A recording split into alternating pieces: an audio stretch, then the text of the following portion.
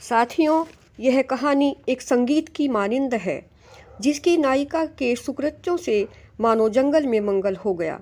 एक उजड़ा घर संसार फिर से बस गया। काश हर वीरान हुए घर में दोहराई जाए ऐसी ही नायिका की कहानी। कहानी कुछ इस तरह है कि भीलू सिंह नाम का आदमी था, लगभग 45-50 वर्ष का।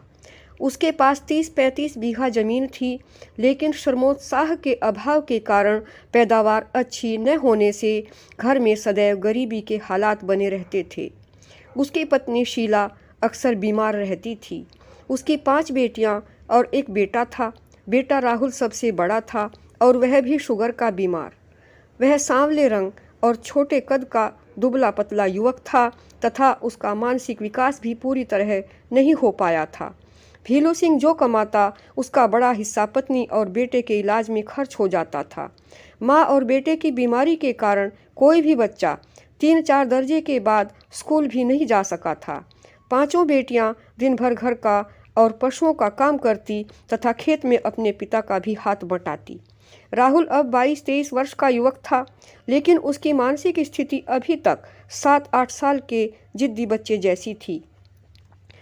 तब भी वंश चलाने की गरज से उसकी शादी की बात सोची जाने लगी थी।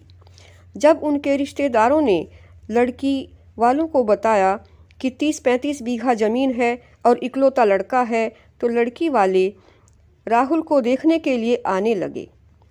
जब भीलू सिंह को कोई रिश्तेदार सूचित करता कि फला दिन राहुल को देखने के लिए लड़की वाले आएंगे, तो घर में विशेष तैयारियां की जाती। राहुल को साफ सुथरे कपड़े पहनाकर नीचे की गैलरी में बैठाया जाता और उसे खूब समझाया जाता कि मेहमानों के साथ कैसा व्यवहार करना है, लेकिन लड़की वालों के सामने वह एबनॉर्मल हो जाता और वे उसे नापसंद करके चले जाते। 1-2 साल तक ऐसा ही चलता गया। दुर्भाग्य से धीरे धीरे राहुल की तबीयत और भी खराब रहने लगी और शुगर अधिक बढ़ने के कारण एक दिन वह ईश्वर को प्यारा हो गया। उनका पूरा परिवार गहरे शोक में डूब गया। भीलू सिंह अनमना सा रहने लगा। चिंता और दुख में उसकी पत्नी की हालत भी और ज़्यादा खराब रहने लगी। वह बेचारी बीमार तो पहले से ही थी, ऊपर से पुत्र शोक ने उसे खड़ा होने लायक तक नहीं छोड़ा। लड़कियों का पूरा दिन माँ की सेवा और घरेलू काम धाम में गुजर जाता। न उन्हें कोई कुछ शिक्षा देने वाला था और न ही उनकी कुछ सोचने की फुर्सत होती थी। बेचारी 5 अशिक्षित बेटियां मैले कुचैले वेश में रहती और सफाई न होने के कारण पूरा घर भी गंदा पड़ा रहता। एक दिन किसी ने भीलू सिंह से कहा कि ऐसे तो काम नहीं चलेगा, आखिर परिवार को वारिस की तो आवश्यकता है ही। बेटियों का क्या, शादी होकर दूसरे घर चली जाएंगी। ऐसा करते हैं, मोहर सिंह के पास चलते हैं और पूछते हैं कि वह बिहार में कहाँ से शादी करके पत्नी लाया है। वे मोहर सिंह के पास गए तो आशा समझकर मोहर सिंह ने उनकी बात अपनी पत्नी से करवा दी।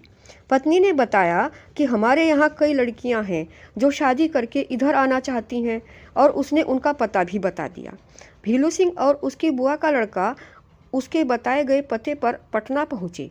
वहाँ उनकी मुलाकात एक ऐसे व्यक्ति से हो गई जो वहाँ से लड़कों की शादियाँ करवाता था और बदले में 20-30 हज़ार रुपये लेता था। वे उसके चक्कर में आ गए और वहाँ से शादी करके एक लड़की को घर ले आए। वह लड़की क्या अफलातून थी। वह घर का कुछ भी काम न करती और न ही किसी से ढंग से बात करती। बस घर के अंदर लड़कियों को बहका बहका कर कभी बक्से और संदूक खुलवा कर देखती तो कभी अलमारियाँ। लड़कियाँ और उनकी माँ उसकी इन हरकतों से बहुत परेशान हो गई थीं। उसे कुटुंब की औरतों ने समझाया भी, लेकिन वह अपनी इन हरकतों से बाज नहीं आई और आने के 6-7 दिनों के बाद ही अचानक रात में गायब हो गई। खैर, कोई ज़्यादा बड़ा नुकसान तो वह नहीं कर पाई। उसने बस थोड़े रुपए ज़रूर चालाकी से चुरा लिए थे। उसके भाग जाने के बाद लड़कियों और उनकी माँ ने तो चैन की सांस ली। भीलू सिंह भी अपने रिश्तेदारों के कहने पर यह शादी करके पछता रहा था। उसने सोच लिया था कि अब वह कोई शादी वादी नहीं करेगा। अभी कुछ ही महीने गुजरे थे कि भीलू सिंह का साला आया और उसने बताया कि उनके गांव में ही एक बहुत दुखिया विधवा लड़की है। उस बेचारी के मानने को तो चाचा ताऊ हैं, लेकिन वास्तव में कोई नहीं है। वह बहुत सुंदर, सज्जन और सुशील है। उसकी उम्र भी केवल 23-24 साल है। अगर उसका विवाह भीलू सिंह से कर दिया जाए तो शायद हमारी बहन और भांजियों के लिए भी यह सब अच्छा होगा और भीलू सिंह का वंश भी चल जाएगा। उसका 1 साल का बेटा भी उसी के पास है। इस बात को भीलू सिंह के नज़दीकी कुटुंब के बड़े बुजुर्गों के सामने रखा गया। भीलू सिंह के परिवार की हालत को देखते हुए उन्होंने भी इस बात पर सहमति जताई। शादी से पहले गांव के कुछ हितैषी लोगों ने सबके सामने यह बात रखी कि उस लड़की के बेटे का गोदनामा होना चाहिए ताकि उस बच्चे का जीवन भी सुरक्षित हो जाए। इस बात पर सब लोग सहमत हो गए। अतः भीलू सिंह के साथ उस लड़की की शादी करा दी गई तथा भीलू सिंह ने भी उस बेचारी के बच्चे को कानूनी कार्यवाही करके गोद ले लिया। लड़की का नाम मीना था। वह सरल मना, घर और खेती के काम में निष्णात और अत्यंत विनम्र व्यवहार करने वाली, गरीबी में तपी एक अच्छी लड़की थी। उसने बहुत जल्दी ही सारे परिवार का दिल जीत लिया था। 3-4 दिन में ही उसने घर का काया पलट कर दिया। सारा घर साफ सुथरा कर दिया, घर के सारे कपड़े लत्ते धो डाले। धीरे धीरे सारा परिवार साफ सुथरा रहने का आदी हो गया। शुरू में ही वह अपनी सोतन के पैर छूकर बोली कि दीदी, आप मेरी सास की तरह हैं। वह उसकी सास की तरह ही बहुत सेवा करती और उसकी दवाई आदि का भी खुद ही ध्यान रखती थी।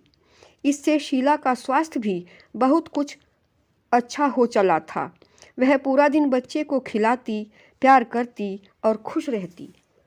मीना बेटे को शीला की गोद में बैठाकर और सौतेली बेटियों को प्यार से अपने साथ लगाकर जल्दी ही घर का सारा काम खत्म कर लेती और बचे हुए समय में बड़ी लड़कियों को सिलाई कढ़ाई सिखाने लगती। उसने 2 छोटी लड़कियों को तो स्कूल में दाखिला दिलवा दिया। प्रेम और आत्मीयता में ऐसी शक्ति है कि लड़कियां भी अपनी सौतेली माँ से बहुत प्रेम करने लगी थी।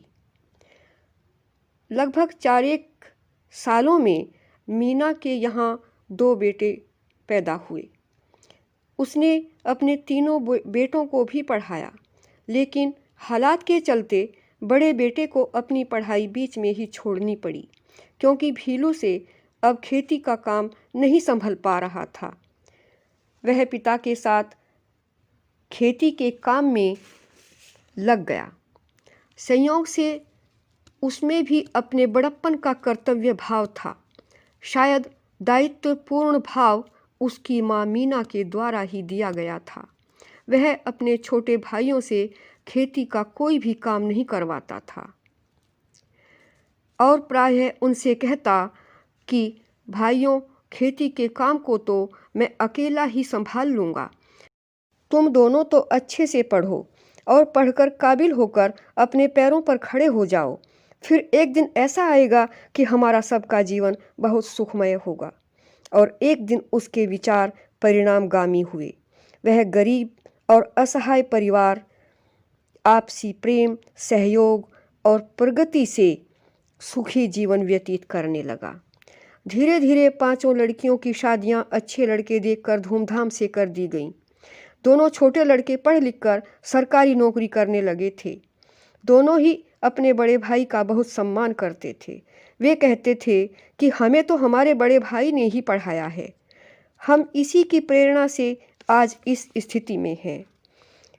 पर यह सच गांव में किसी से छिपा न था कि बच्चों के अच्छे और विकासशील होने के पीछे मीना का संस्कार था।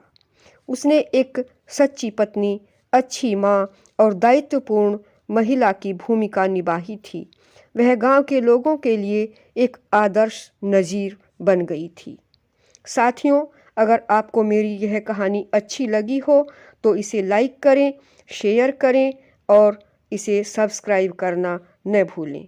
धन्यवाद।